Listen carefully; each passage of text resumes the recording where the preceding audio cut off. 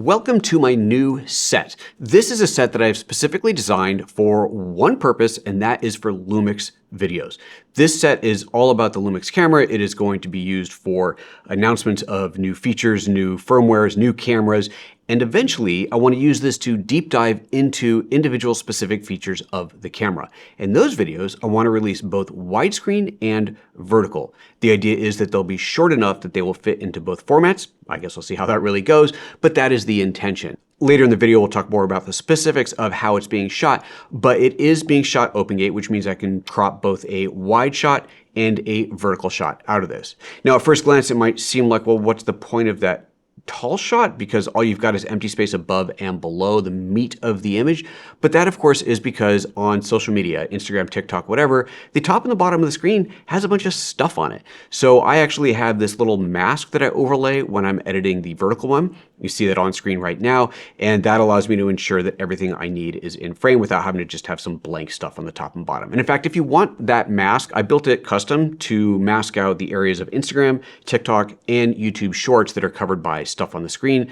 I'll put that up for download in my Discord server. So if you're not a member of the Discord server, the way you get there is to become a member of the channel. That grants you access to the Discord server. So again, the purpose of the set is to have a permanent fixed set that is both landscape and vertical and just basically covers all the needs that I'd have for these Lumix videos. So with that said, let me take you on a tour of everything in here. Here's a chapter list of what we're going to talk about. We'll go into set design, the cameras and lenses, including all the recording formats and time code and monitoring and all that stuff, the audio and acoustic treatments, the lighting, which of course is a really big part of this, the rigging, including the teleprompter and all that stuff, and then we'll wrap it all up at the end. So with that said, let's get started with set design. And the first thing you'll notice is that the background has changed. I changed the color from the previous chapter, and I'm actually going to continue to change the color through every chapter of this video because I haven't quite figured out what the right color is. I'm struggling with this, and I want your help. So after you've watched all of the chapters of this video, let me know in the comments which background you liked the best. Tell me the color, or tell me the chapter number, or tell me if you have some other idea. I'm obviously struggling with this. But let's start with the layout of the space that I'm in. This is actually a really small space. I have a big studio, but this is a small space, and I did this on purpose. I wanted to have something that was kind of neat and tidy, but also to work within the constraints of a smaller space, because usually I have a lot of space to spread out in. I thought it'd be a fun challenge to do this. So the space I'm working in is about 3 by 3 meters. It's under 10 by 10 feet. So this is a pretty confined space, certainly something you could do in any normal bedroom in any regular house. Now the design, the overall look that I wanted to go for was, I'd like to say I started off with the idea of something kind of homey and warm and comfy, but I don't even know where that idea came from or where it's went to, but this is where I ended up. This is a solid wall. This brick is wallpaper. I needed something on here other than just solid paint. I wanted to go something different, and I chose this kind of brick wallpaper look. Was that a good idea or not? I don't know, but it's what I went with. Now, I did choose this kind of white wallpaper, this white brick, which I will say, maybe not the best option. I like that I can change the color with the lighting. Maybe I should have gone with something a little bit more gray, neutral gray. That tends to absorb color LED lights better, but this is what it is. But here's one bit of warning. If you are going to wallpaper your set, make sure when you're buying the wallpaper that not only do you ensure that it has the exact same lot number so that the colors don't change, but even if it does, compare them in the store.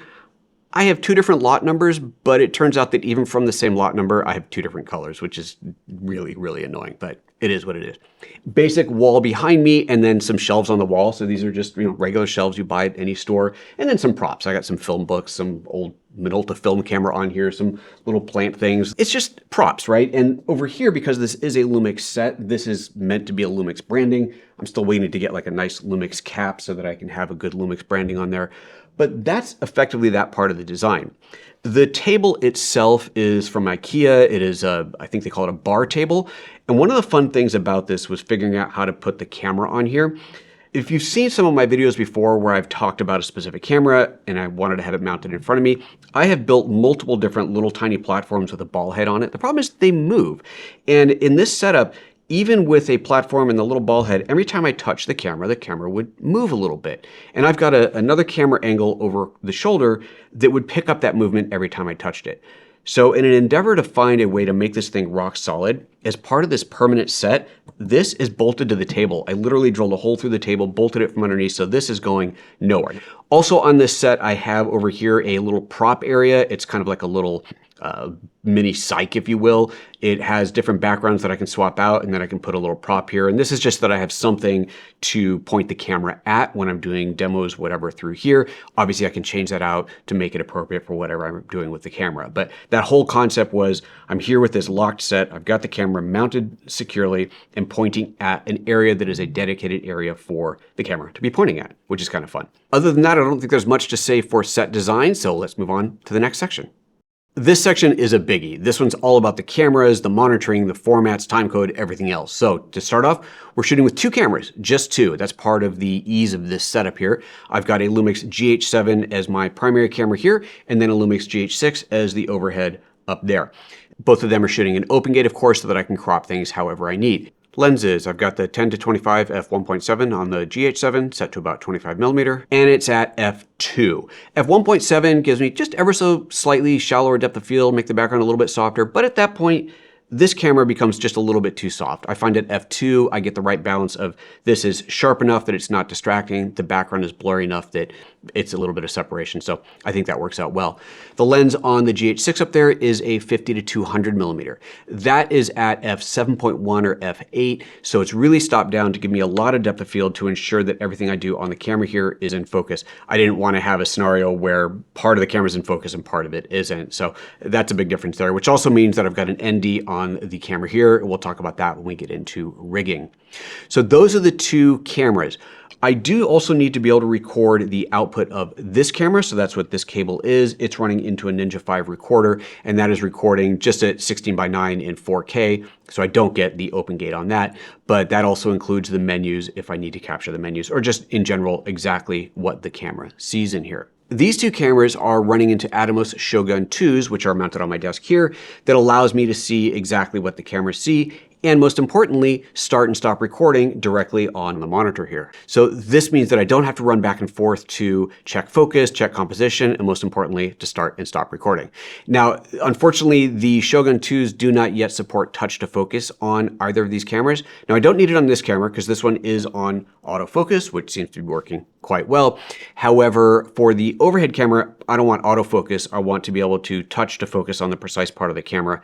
Again, depth of field, it should all be in focus, but just to make sure, and unfortunately, we don't have that yet. Hopefully that'll come, probably to the GH7, at which point that'll definitely have to get swapped out. All the cameras are running with timecode. I have what I'd call my house timecode. I've got an Atomos UltraSync in the back that is broadcasting house timecode at 25 frames per second. It's basically time of day timecode, but all cameras get tapped into that. So this camera has timecode, that one has timecode, and of course the audio recorder has timecode as well. And then the Ninja 5, when I'm recording out of this, gets its own timecode too. So everything syncs up nice and neat. Love timecode. If you have never really experienced the benefits of timecode, I'm going to link to a playlist down below where I've done extensive videos about timecode.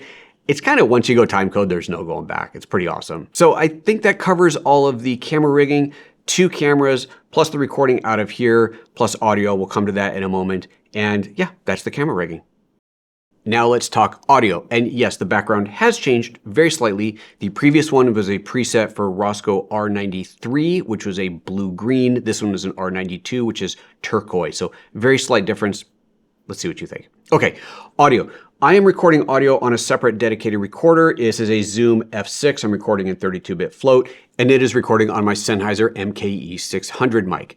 I really like this mic. It's obviously not the best mic in the world, but it works, it does its job, and I like the sound of it. So the recording, again, to 32-bit float, I know that seems like it might be overkill for a controlled environment like this, but it has come in useful more times than not, so just 32-bit float it is. Also, again, timecode running into that as well.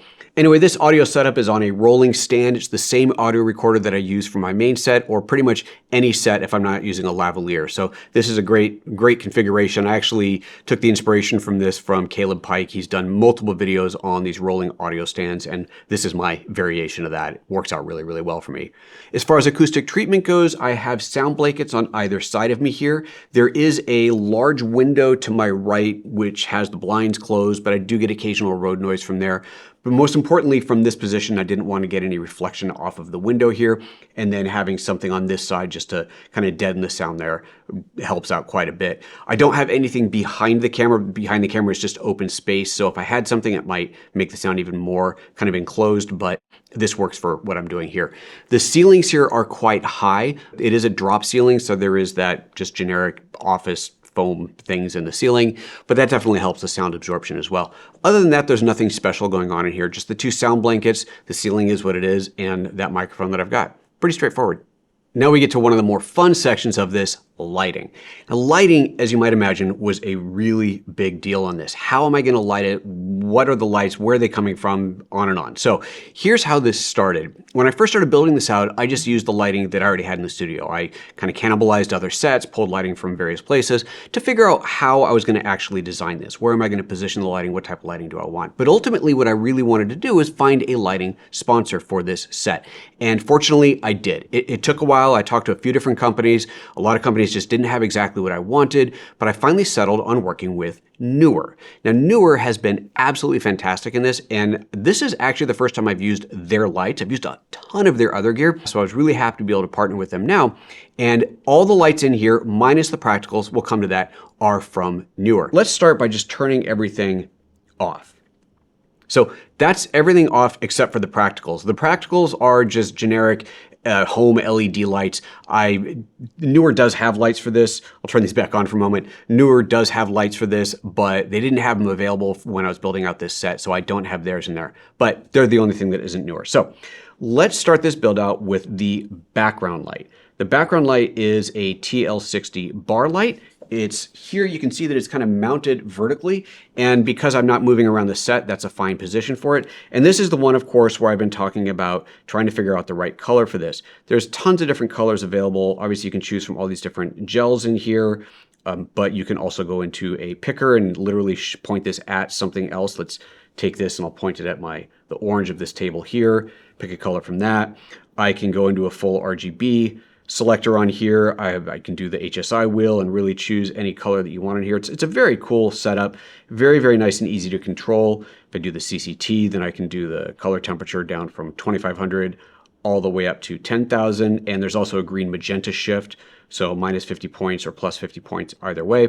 So you really do have a huge amount of control in here. I just haven't figured out exactly what the right color is for this. So I'll leave it here for now. That's the background light. Next up is the overhead light. It's another TL60, and that is a light bar that is just over the top of the desk here. That is just to illuminate the desk, and in fact, I have little baffles on it that had a grid in it. I actually ripped the grid out because it was causing little shadows the way I had it set up. But this light up here gives me a little bit of top-down illumination, and you can tell from this angle that, well, a little bit of it is spilling onto my face. Most of it is not. There's really very little light from this hitting my face, but it does illuminate the desk down here nicely. Of course, it's not the only light on here that's hitting the desk. A lot of it comes from the mains here, but that does help to fill things in. So let's bring up the main lights. I've got a PL60 on the right here. That's a PL60C.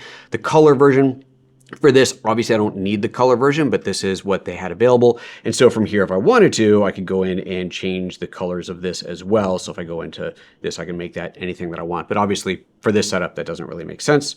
So for this, we'll go back to my standard lighting at 5500K. And this one is at 100%, while on this side, I've got another one, same light coming in at just 25%. That gives me a little bit of a balance. So if I turn this one off, you can see I get a little bit of light from this side, toggle those, get a lot more light from this side, and then here balanced out, but with a little bit less over here. Now these both have a softbox / grid on them.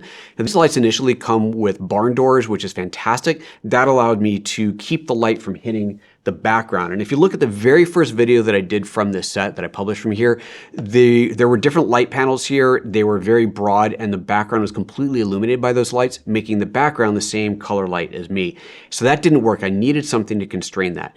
Starting with the barn doors, that was great and that gave me the control of the light. However, the LED bulbs on that panel are quite harsh if they're this close to you. I can reach out and touch these, they're very close to me. And it was a little bit too much on the eyes. So I wanted to have the soft panel and then the grid to help direct that light. Now I know it's not perfect. I need to fill in more over here.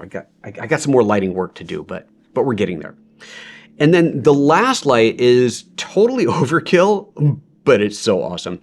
This is a CB300 with a spot on it. Now this is here so that I can shape the light to a very specific position. Right now it is shining on my little mini set right here, but this contraption allows me to shape and focus the light to anything. And one of the main purposes of it, other than sometimes lighting a set here, is perhaps to light a very specific part of the camera. So if, let's say I'm doing a video where I want to talk very intricately about the dial on here and the existing lighting just isn't quite enough, I can focus a beam of light right onto there. And in fact, when I was first playing with this setup at a distance of about 6 meters, 20 feet or so, I had a setup where from this light, I was able to focus the light on the label on a bottle sitting on a desk 20 feet away.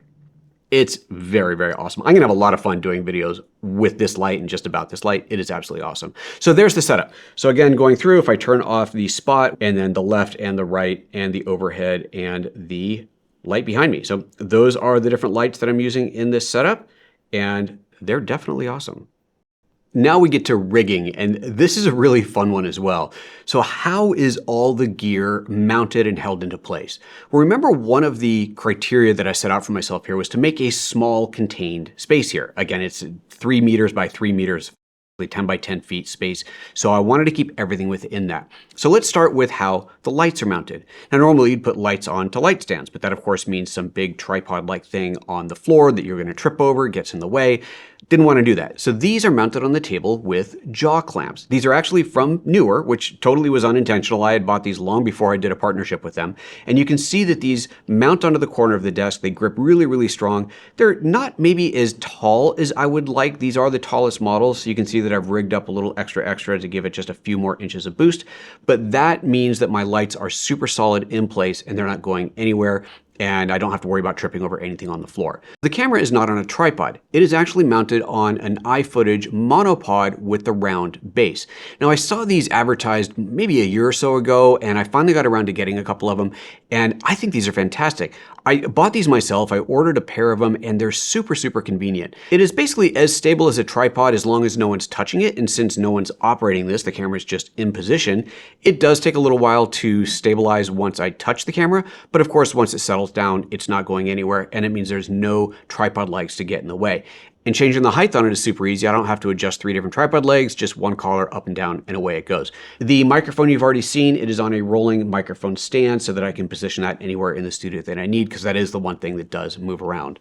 The overhead lighting is hanging from the ceiling using a special clamp that's designed for drop ceilings, and this is from Manfrotto, I believe, and then there is just this long boom arm hanging off of that. I would actually not mind if this light was just a little bit lower, if that pole was a little bit longer, but I got high ceilings here, and this just is what it is.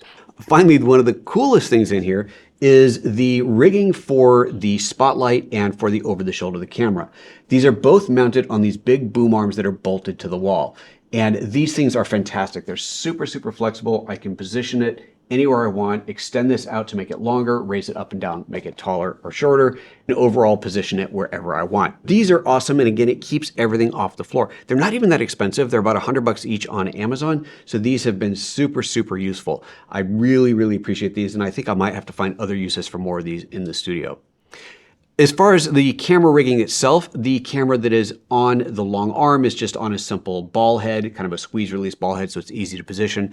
But this camera is a bit more important. This one is in a small rig teleprompter setup. Sometimes I use a teleprompter, so I want to have that always in place and ready to go. And what I love about this teleprompter rig is that it has a drop-in for a 4x5 filter. And in that drop-in, I'm currently using one of my K&F Concept ND filters. Now, K&F Concept is a new channel sponsor. Just about a week or two ago, I released a video detailing their ND filters, going through a bunch of tests that I did on them to show the quality of those filters and why I've decided to partner with them. And in that video, you'll also see a really fun durability test where I beat the snot out of their really durable UV filter and finally got it to break, but it took a lot. You'll have to watch that video to see it. I'll link to that above and down below. The last part of this puzzle is editing, and I'm not actually going to show an editing demo right now of how I cut these pieces together, but if that's something you'd like to see, let me know in the comments, and maybe I will do a video on that. I don't really do Resolve videos on this channel. I've done a couple of them, but I don't want to make that a focus of this channel. However, it is a unique workflow, and so if you'd like to see it, let me know. But I'll just tell you briefly that I am, of course, starting with the Open Gate the 6K 4:3 aspect ratio shots, and from there, cutting the 16:9 and 9:16. And the whole workflow of how I do that I think is quite interesting, and it took me a little while to come up with the best way to handle it. One of the great advantages, of course, of shooting with such big footage is that when it comes to cropping in, I can crop in quite far. So for example, this is the widest shot at 16:9, and then this is the tightest shot that I can do in 4K without scaling up at all. And if you're talking about the vertical, well, here's a 9:16 at 1920x1080 that is now punched into 100%. So you can see I really have a lot of room to push in there. So again, if you want a full tour of the editing, please let me know. Maybe I'll do that, but for now, we're leaving that out. So that's my set tour. What do you guys think of this set? What would you change? What would you do differently? What do you think I've done wrong? And most importantly, which color do you like the best? Well, I forgot to change the color this time, but which color do you like the best? Figuring out the coloring on the background has probably been the hardest part of this, but I'd love to know what you think, and maybe I do need to change things, and I know that this part of it's not bright enough. I gotta do something about that, but we're getting there. It's almost done. Is it ever really done?